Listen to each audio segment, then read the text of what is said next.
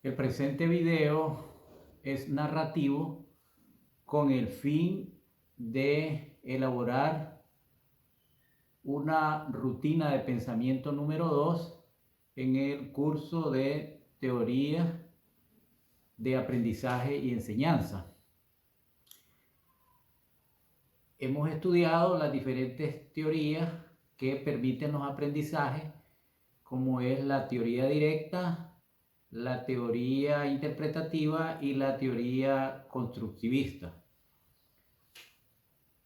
A través de la práctica como docente y recapitulando un poco el análisis del cuestionario pasado, me evalué y pude llegar a la conclusión de que en la mayor parte de mi práctica me encuentro en la aplicación de la teoría constructivista,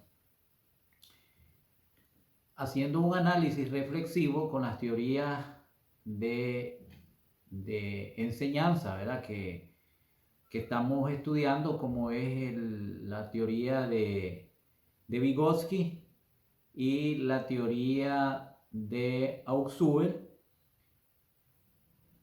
Me veo en la práctica de mi trabajo futuro de la tesis doctoral.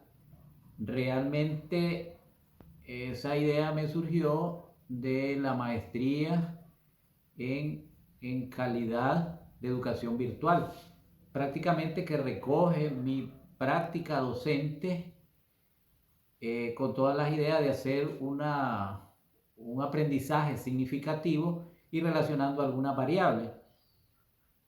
Sin embargo, he continuado con esa inquietud y hoy por hoy no tengo una idea como estructurada en el sentido preciso, porque el estudio de todas estas teorías me deja claro que necesitamos potenciar más, en mi caso personal, que es la interacción con los estudiantes.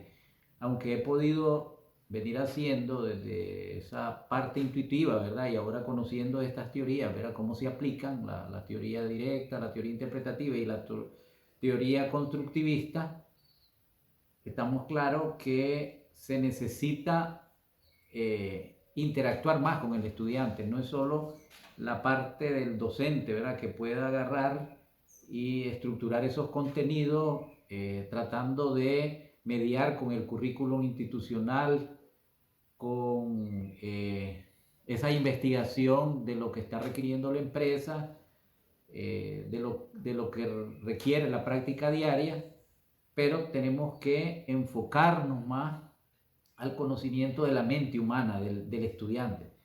Entonces esa parte necesitamos profundizar más, que es donde tenemos problemas, que muchas veces verificamos en los aprendizajes cuando tomamos algunas muestras puntuales que podrían ser los estudiantes que tienen más dominio. Entonces estos estudiantes responden a esas preguntas o a esos requerimientos que le hace el profesor, y nosotros podemos decir, pues hay un aprendizaje, ha habido un aprendizaje, pero no profundizamos en el sentido si la mayor participación posible tienen ese mismo entendimiento. Entonces necesitamos potenciar de qué manera vamos a dar respuesta a todos estos diferentes teorías, digamos, psicológicas, como la que plantea Ausubel, de los aprendizajes significativos que tienen que tener el aprendizaje, una significación lógica, una significación psicológica, y que eso, de alguna manera, estos aprendizajes se van estructurando no solo en el aporte pues, que hace el maestro, sino de que si aprende socialmente, si aprende con las interacciones, con los pares, con la misma familia, con la misma sociedad. Entonces, estructurar todos estos elementos sociales y los procesos psicológicos, como también nos plantea la teoría de Vygotsky, estas zonas de desarrollo próximo, cómo se van potenciando, cómo los conocimientos se van integrando.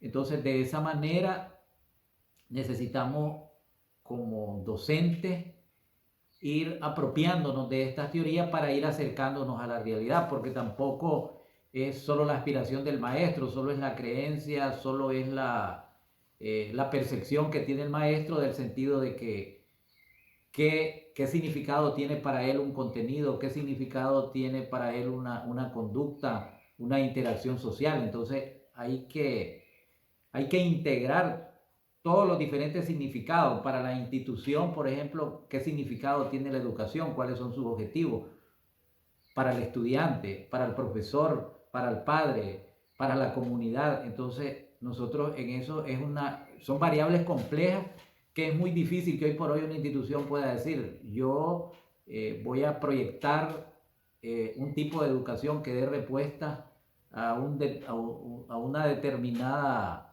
capa social. Entonces, es imposible. Entonces, lo que podría asegurar, pues ya para ir más o menos concluyendo, es que hay que estudiar bien a fondo, digamos, la realidad nicaragüense, digamos, el Estado, qué persigue, pues qué tipo de educación persigue, hacia quién va dirigido esa educación, qué se va a lograr con eso.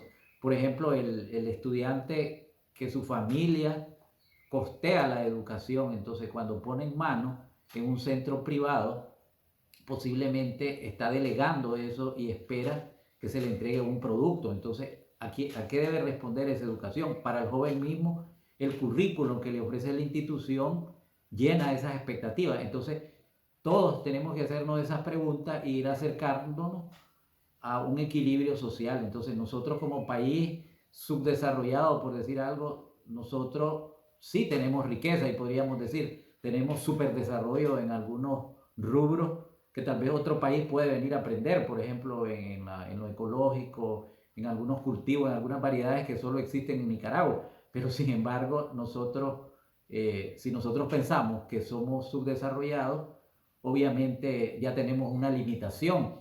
Entonces, pero nosotros ahí podemos pensar que somos una potencia porque tenemos el medio natural para que otras personas de otros países vengan a aprender. Entonces, tiene un significado desde el punto de vista psicológico la educación. Entonces, yo como educador no estoy claro, por ejemplo, hacia dónde voy a hacer mi investigación, porque yo he venido aproximando, he visto con los estudiantes cómo ellos de alguna manera se han acercado, he querido entender cuáles son sus necesidades más inmediatas y he tratado de darle una respuesta como docente, pues sin ser un experto en psicología, en neurociencia. Entonces me queda esa inquietud todavía, que no estoy claro yo hacia dónde voy a reorientar mi tesis doctoral, porque tengo que ver dónde haya una necesidad y dónde se me permita pues la base de datos o la observación o el estudio, porque yo puedo tener la mejor idea, pues, o la buena voluntad de hacer un estudio, pero si no tengo las condiciones, si el mismo sistema, todos los elementos que conforman el sistema educativo no me facilitan, no puedo hacer investigación. Entonces, todavía se podría decir, estoy en formación, me han ayudado estas teorías a clarificar un poquito toda esta parte de la psicología, por ejemplo, de estas teorías.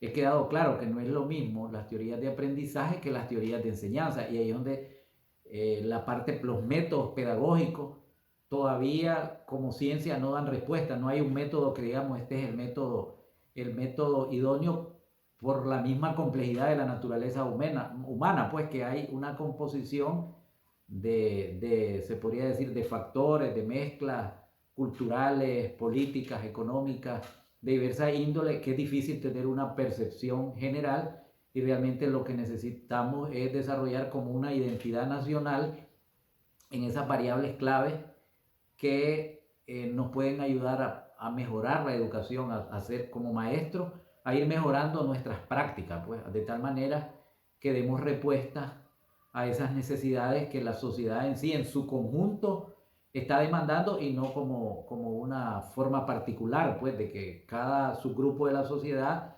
está propugnando porque se le dé respuesta en su conjunto solo a esa parte, pues. Entonces creo yo que es interesante que estas teorías nos han ayudado a estar claros, pues qué cosas son las teorías de aprendizaje, cuáles son las teorías de enseñanza y esa necesidad que nosotros vayamos acercando nuestra práctica pedagógica a ese equilibrio tan necesario.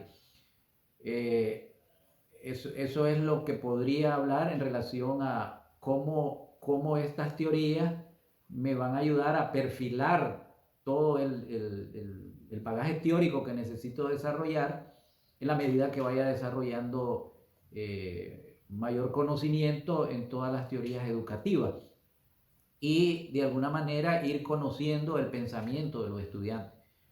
Hoy he querido insertar en esta presentación, en este video, el pensamiento de dos estudiantes que me ha tocado interactuar para que ustedes escuchen de su vivo testimonio qué piensan ellos pues, de la parte pedagógica y digamos cuáles son sus expectativas. Entonces los dejaría con... Soy egresada de la carrera de Ingeniería en Calidad Ambiental. Tuve problemas con la clase de matemática básica al tal punto de tener carta de compromiso por parte de la universidad por llevar 4 veces el mismo curso. Ahí donde conocí al profesor Marlon y cómo me ayudó a cumplir con las competencias que se esperaban. Los demás profesores solo sentía que, solo miraba que llenaban la pizarra con un montón de números tan engorroso que me desmotivaba y no lograba comprender absolutamente nada. El profesor Marlon me motivó y lo bueno que tenía es que no me decía que yo ya debía de conocer ya debía de saber cómo hacer, cómo factorizar, cómo simplificar, cómo comprender las razones y proporciones, las identidades trigonométricas.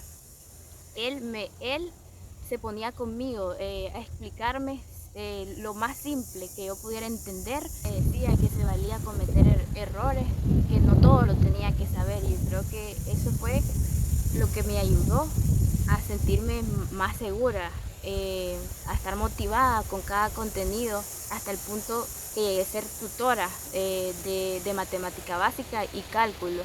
Y yo creo que es importante que el estudiante se sienta motivado, seguro, que no lo hagan sentir de que no merece estar ahí por no saber un cálculo matemático. Gracias. Hola, yo soy Camila Alanís, estudiante de la carrera de Economía Empresarial. Estoy cursando mi primer año y soy alumna del profesor Marlon Velázquez. Sin duda alguna, él ha sido un maestro excelente y ejemplar para mí, ya que ha multiplicado mis aprendizajes. El profesor Marlon es una persona que se preocupa por todos sus estudiantes, porque todos estemos claros de los temas que él nos expone. Esto ayudándonos a ser profesionales exitosos capaces de resolver problemas matemáticos que se presenten en nuestra vida diaria, ya que también hemos aprendido que las matemáticas son una ciencia de gran importancia que se pueden presentar en varios contextos de nuestra vida. Con él he aprendido a analizar problemas matemáticos, a interpretar, a crear gráficas que puedan reflejar una situación y a relacionarlas con mi vida. Estoy más que agradecida con él, ya que siempre está a la orden para responder cualquier duda o inquietud que tengan sus estudiantes. También de que nos ha ayudado y fomenta en nosotros la paciencia para poder seguir en este proceso de aprendizaje. Yo le agradezco mucho porque todo lo que he aprendido con usted me va a ayudar en un futuro, y también de que siempre he estado en constante práctica con las asignaciones que él nos propone para practicar, y también he aprendido a comprender las matemáticas de una manera más fácil, ya que las personas consideran que esta ciencia es algo complicada, pero realmente cuando llegamos al punto de entender los procesos y la manera de hacerlos correcto, las vemos un poco más fáciles y la vemos como una ciencia bonita que pueda dar resultado a cualquier problema que se presente. Muchas gracias.